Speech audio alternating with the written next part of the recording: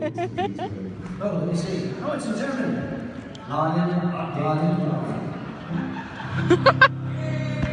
Yay!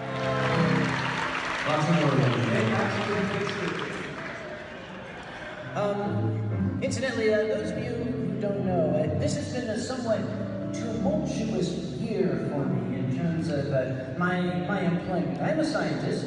I don't just wear this for fun. This is what I wear to work. Well, not this exact one. But I am a chemist.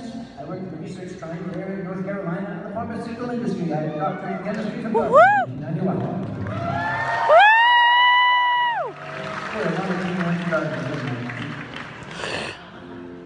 Just before I left, I have taken new employment at a wonderful company I just started in February.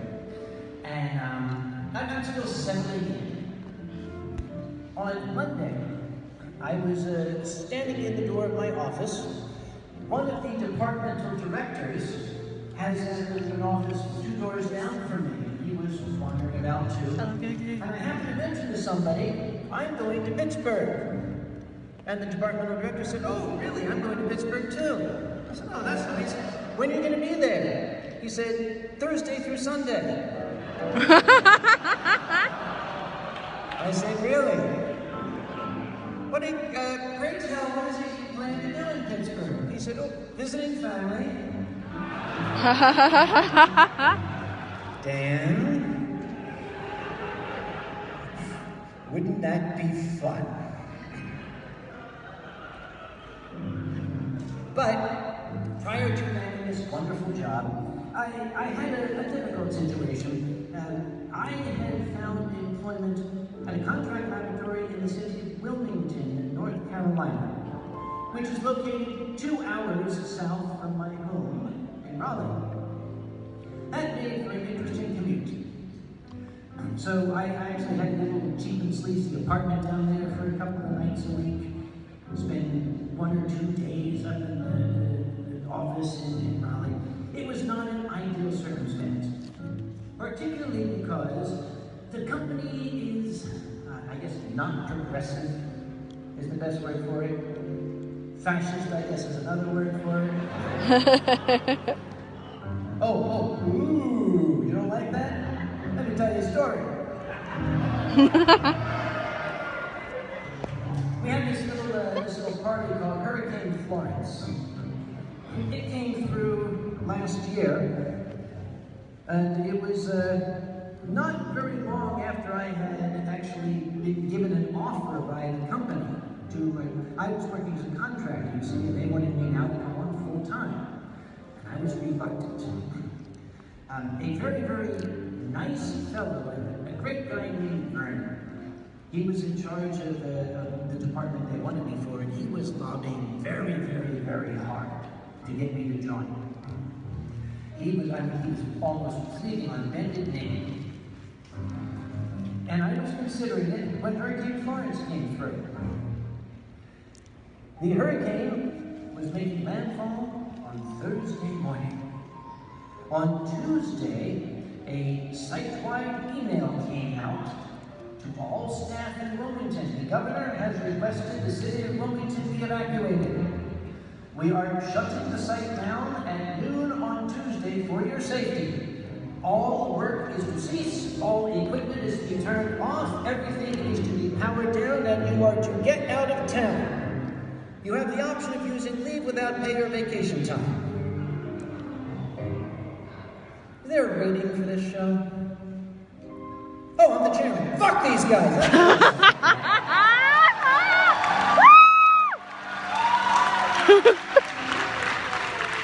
So this made poor Bernard's job very difficult because I resisted all his advances. They offered me the moon and the stars. They offered me a wonderful salary. But here's the thing, what good is a big butt ton of money if you're miserable? But I didn't have any other options.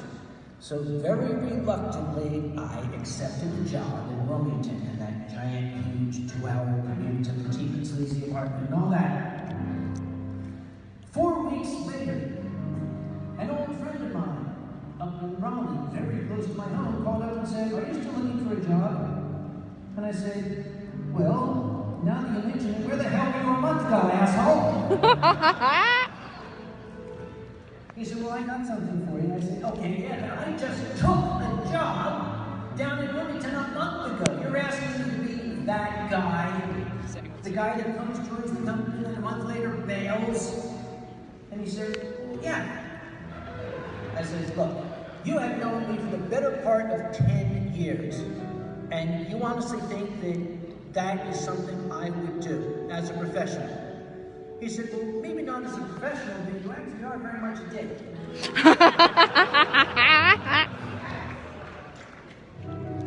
Yeah, I couldn't. But what am I going to tell Vernon? He had worked so hard, he had, practically bled to get me to accept that job.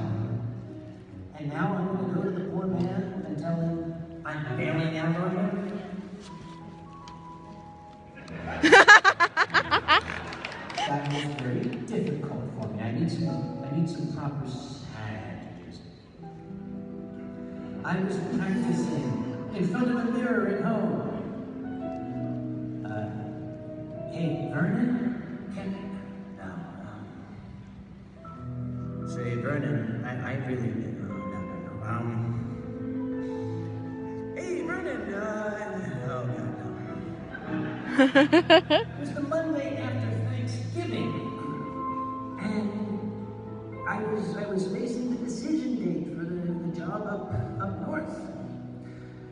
And I was sitting in the morning meeting with my head in my hands thinking, okay, I'm going to have to find out a way to tell him.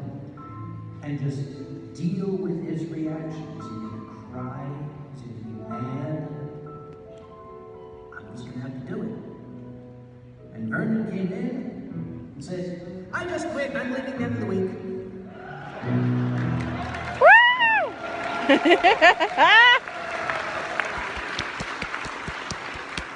So that became the official story. Oh man, I came here to work for Vernon. And now that he's leaving, don't tell him about it. Don't put this on YouTube.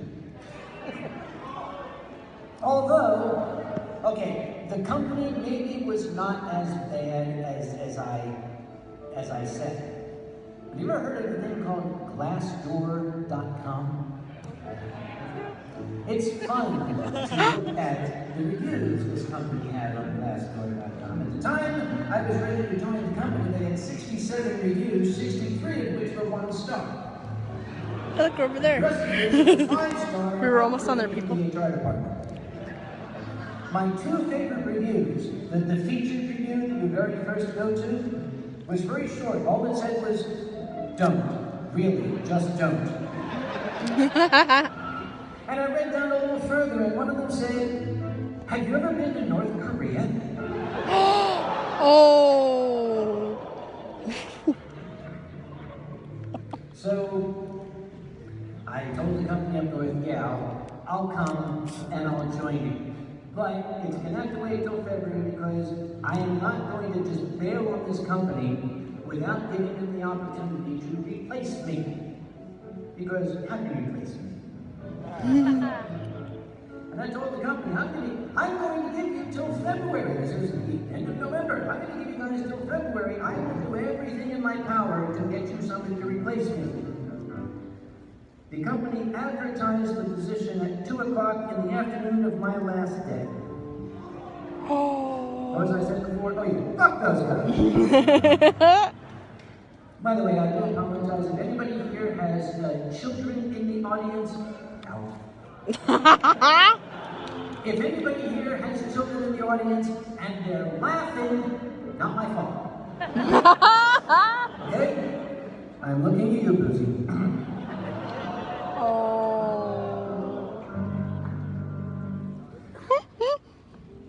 That particular November was particularly eventful because not only was all this happening, but I finally returned to my nice little condo up north in Raleigh, North Carolina, as opposed to the deep south of Wilmington. It was starting to get a little bit cold, And it was right about that time, and as I was still preparing to leave Wilmington, one particular day, I noticed it was getting a little bit chilly in the place. And I also noticed that the hot water was not hot. When you're a homeowner, these sorts of things happen, and they really piss you off. Because if you're rent, you call up the landlord, hey. When you own the place, that's yours. The heat and the hot water operate on the same system. It's hot water, fuel, heat. Now it started to get very, very bitterly cold in North Carolina. The temperature was dropping down to about 42 degrees Fahrenheit. Oh. Enough to chill the blood.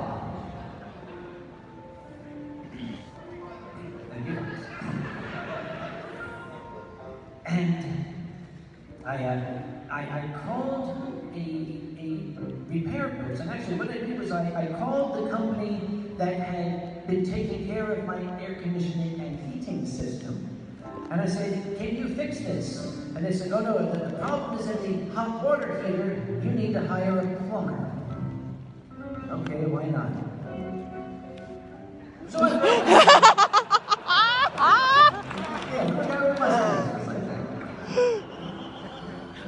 it's a need, you're plumber.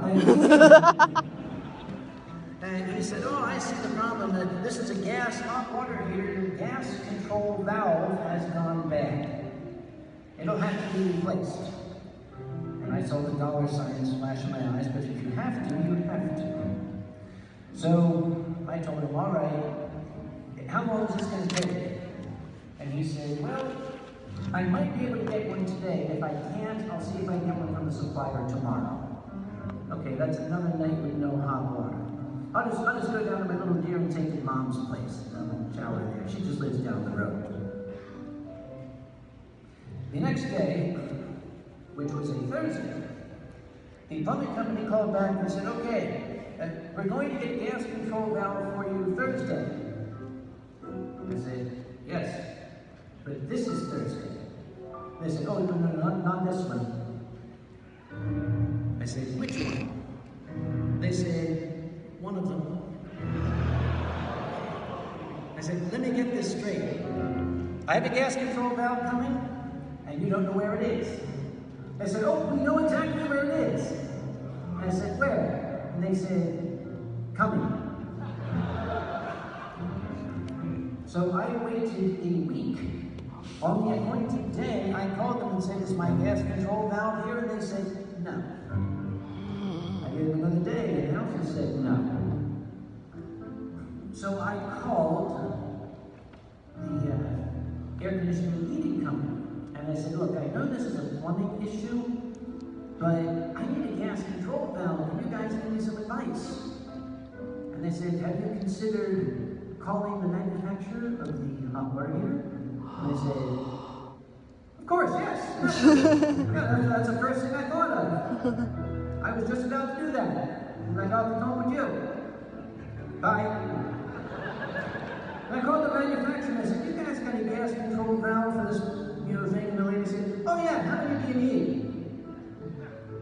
One, really, I'm not greedy, just one will do. She said, when do you need it? I said, now. She said, the pickup for UPS is at 3:30. It's 3:28 now. Let's see if we can get the order in 2 minutes. We almost did. At 3:31, she had sent. Oh. But you know how systems are. Mm-hmm. So I didn't have my gas control valve. This is going to leave me with another weekend. Monday, the gas control valve was going to show up. Monday, however, we had an incident, a weather incident in North Carolina. It snowed somewhere in the state. And everything ground to a screeching halt. Because for those of you in snowy areas, you take it for granted you have snow removal equipment.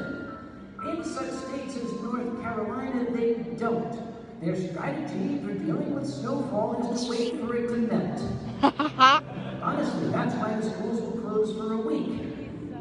You can look up on the intertubes there, on your searches, look for Raleigh Snowpocalypse 2014. It's a very famous photo of a street in Raleigh covered with snow and cars everywhere, one of them upside down and on fire.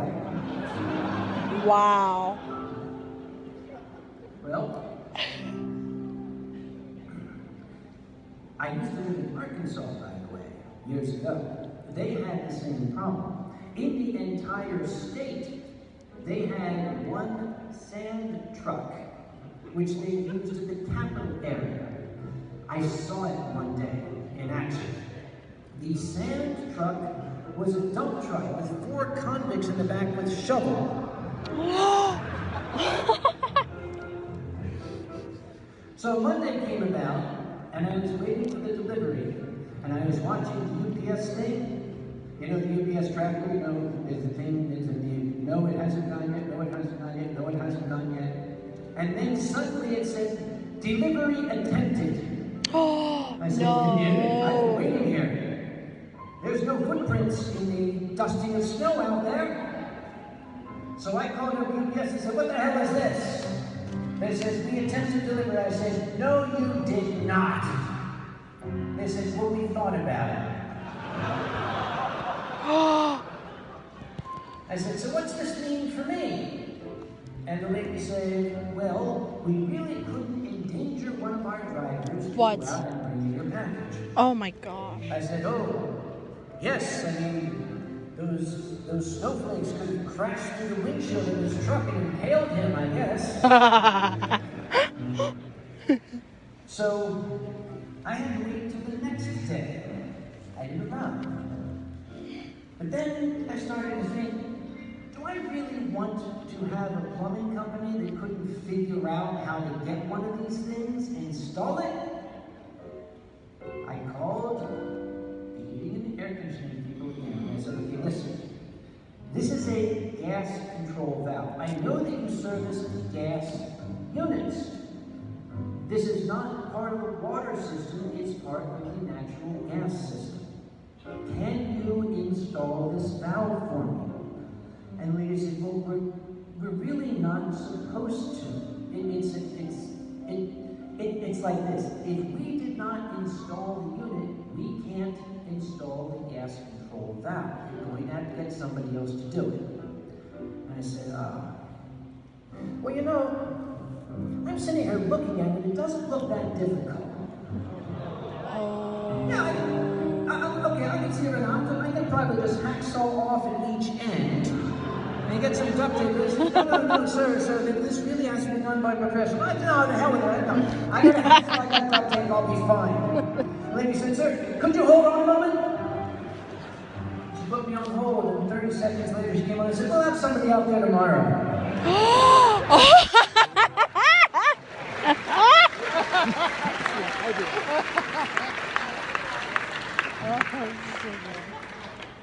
There are times you simply have to play hardball.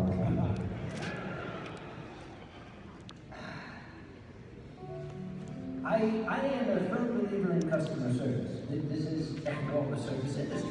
We want to make people happy. We want to give people what they want. Which is why when I see a customer service issue at another corporation, I try to bring it to their attention. Professional courtesy. So I tried to be very professionally courteous to Air Canada a few months ago. Oh, you phoned Air Canada, haven't you?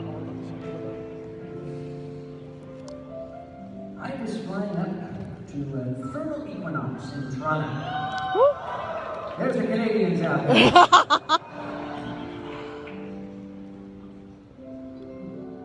Pardon me. I'm going to have to go faster. There's 4 bottles back there. Sheriff? The only person I would share it with is Vic. And it would be awkward with him trying to hold the glass. That's what happens with sign language people when they hold a glass of alcohol. They start to slur their words.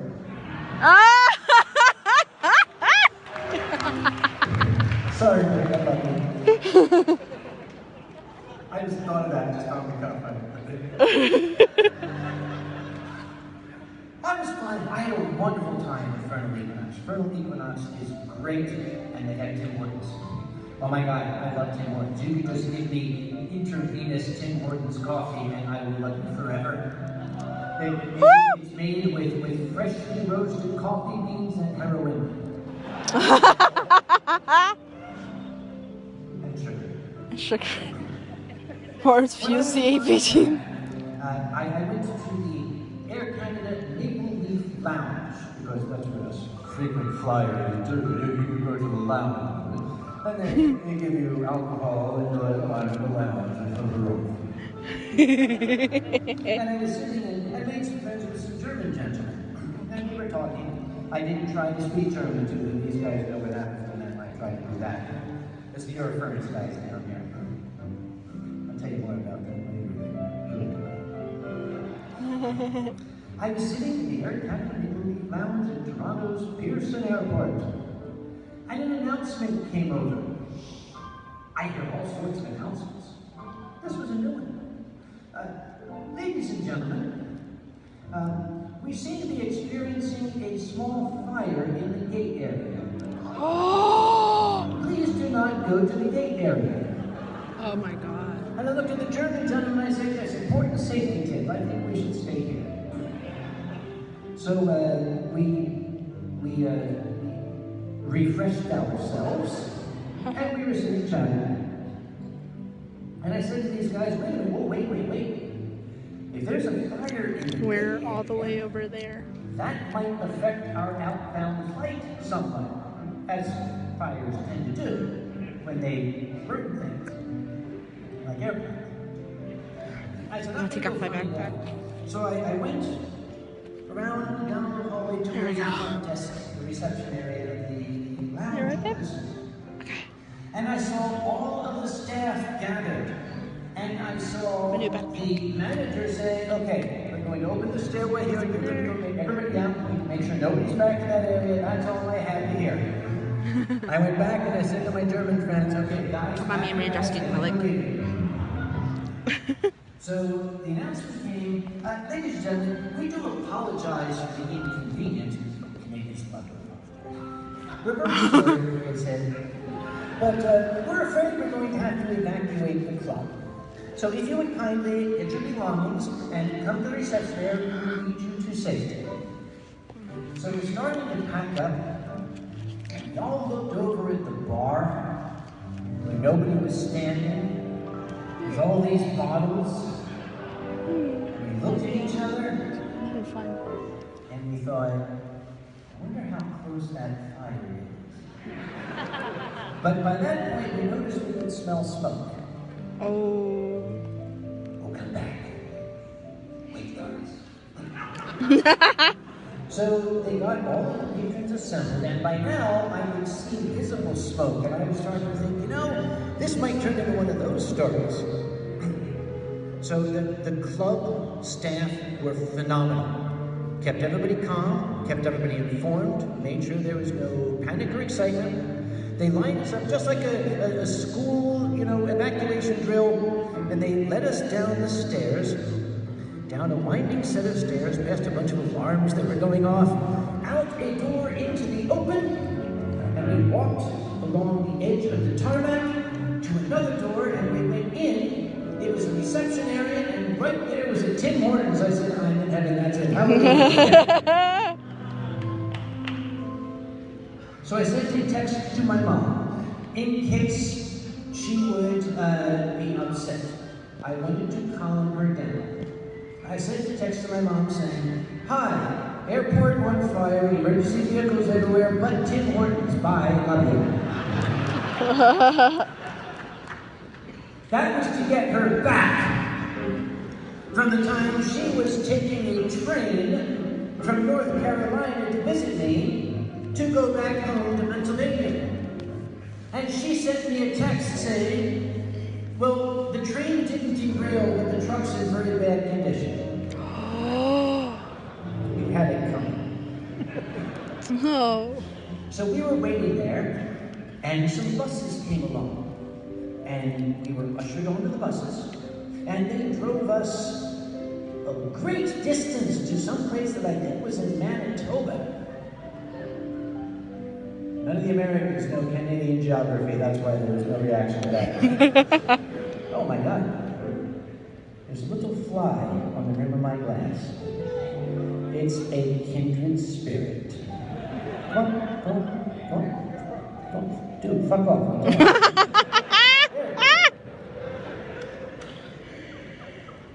Oh. He thought it likes me. It must be a fruit fly. Aww. That was the best thing I think I've ever done. So the buses eventually took us to a pair of glass doors. And they opened and the people got off of the bus. It was a customs receiving area. And we stood there and we kind of all looked at each other and said, okay, what now? And there was a lady there in a mounted uniform who was saying, okay, move along, please, move along. And I said, yes, may I ask, move along where? And she said, well, where do you want to go? I said, home, frankly. She said, you have to go through customs. I said, well, I've already gone through customs, miss. She said, what are you doing here?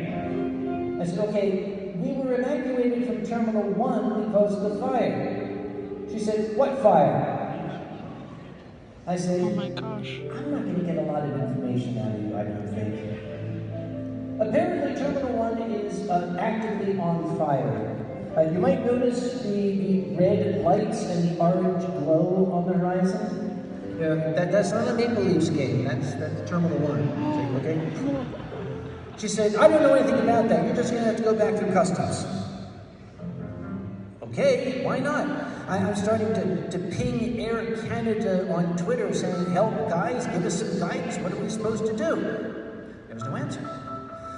So I went back through the border back into Canada.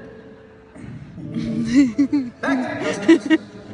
And the customs agent said, hello, how long do you plan to be in Canada? I said, well, a minute if I have my druthers. They don't have a good sense of humor, these border people. And I said, well, we were evacuated here from the fire in Terminal 1. Yes, there is a fire in Terminal 1, I know. And he said, well, I don't know anything about that. I said, obviously, what am I supposed to do? He took my passport, he went, welcome to Canada. So we were ushered back into Canada. Apparently, this side of the door is the United States, this side is Canada. It's weird up there. So we found ourselves in a luggage claim area.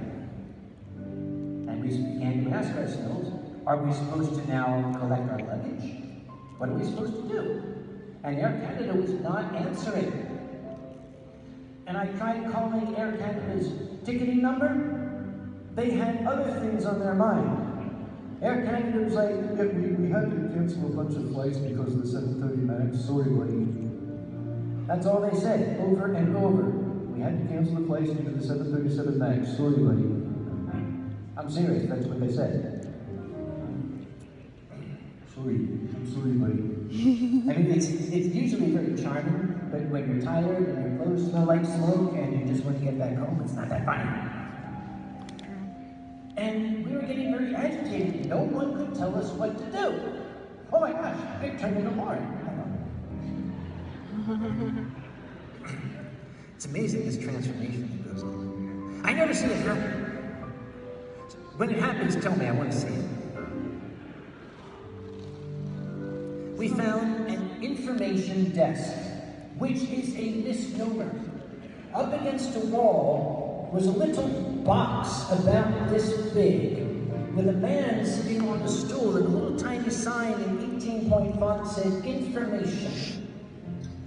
Went up and I said, I wonder if you can help me. And he said, well, I'll try. I said, well, that's further than I've done from anybody else. Thank you very much for that. We had just been evacuated from Terminal 1 because of the fire. And he looked at me and I said, "You're going to say what fire, aren't you?" He said, "I've not been informed of any fire." I said, "You see the Maple Leafs game going on out there?" "That's not a Maple Leafs game, that's Terminal 1. Can you tell us what we're supposed to do?" So, bless his soul, he got on the phone and started calling to multiple people who also had not realized this was not a Maple Leafs game going on. And finally he hung up and he said, "Well, sir, I was not able to get any information. The best advice I can give you is this. Go down to the end of the chamber here, make a right, there's a corridor. When you get to the end of the corridor, there's double doors, turn left, go down to the 4th set of doors, take the escalators up, get onto the tram, and go to Terminal 1. Oh my God.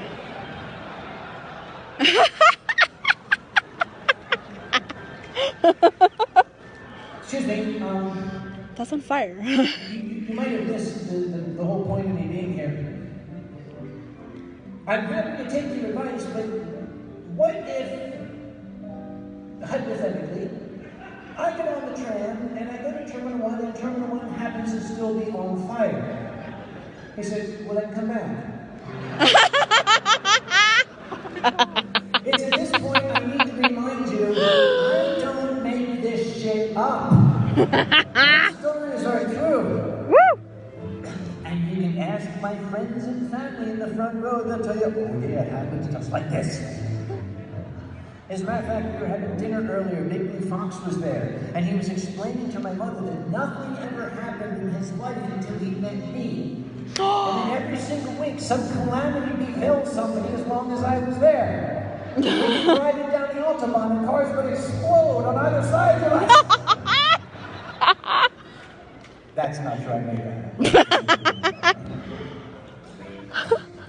So, still true, thank you. So, I befriended a gentleman, he was on his way to New York City, a fellow named Bruce. And we started, power walking through the terminal, grumbling to each other, wondering what we were going to do. And we passed the requisite number of spots, but we saw no escalator, nothing to indicate anything was going to Terminal 1. So we said, well, hell, we've come this far, let's just keep walking. We will either find Terminal 1 or we will be back in the United States. Because we were heading south. I saw us on the camera over there. So, at one point, I had to glance over my shoulder. See my bald head again? Yeah. We're power walking along. I saw they were showing the front view. And I saw a head. 50 or 60 people all struggling to keep up. Oh. I looked at the person and I said, "Hey, they're following us." And then I realized, when I travel, particularly in winter, I like to wear my bowl. And apparently I had this beacon on my head everybody was just zeroing in on. We finally found the escalators up to the tram, took us to Terminal 1. It was fun getting on because once we got on the little tram there and the doors closed, we realized just how much our clothes smelled like smoke. And that's exactly what it's like. And the other people were saying, "Does anybody else smell fire?" And Bruce and I said, "Yeah, it's us. We're burning."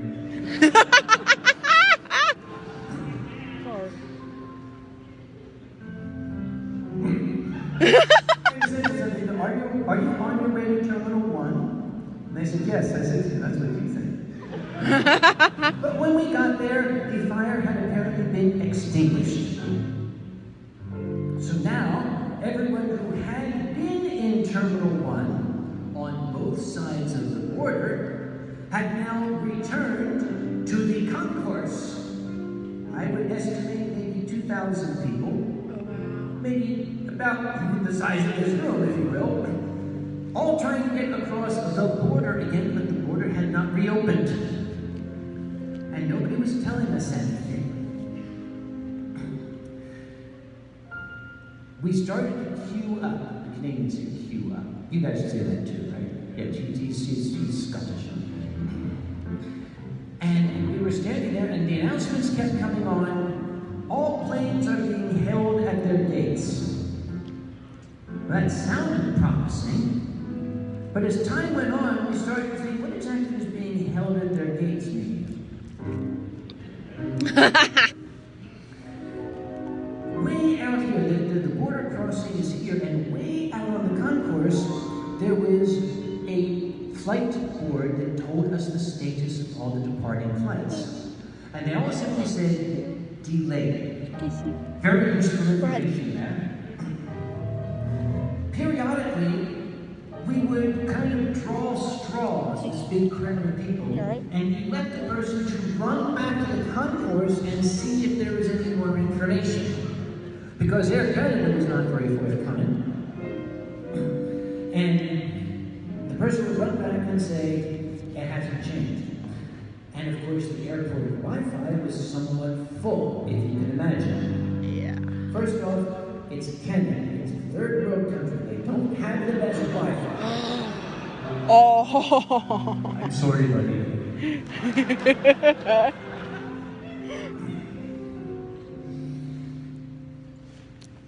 So, after a time, one man suddenly announced, oh my God, I got through to the Air Canada website.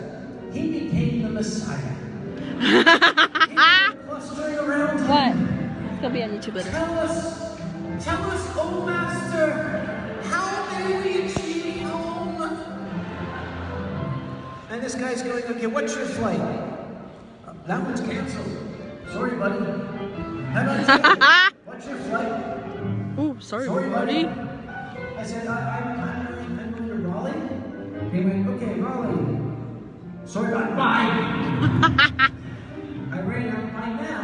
Air Canada had decided it might be a good idea to open one or two ticketing counters. So I got on the phone to United Airlines, through whom I had booked this ill-fated ticket. And I said, I'm a United Airlines amazing high-level suck my dick frequent flyer. I'm standing in line. 20% crap. Guys, the video might end soon. It's possible for those watching on YouTube later. Phone's at 20. If it dies, I'm sorry.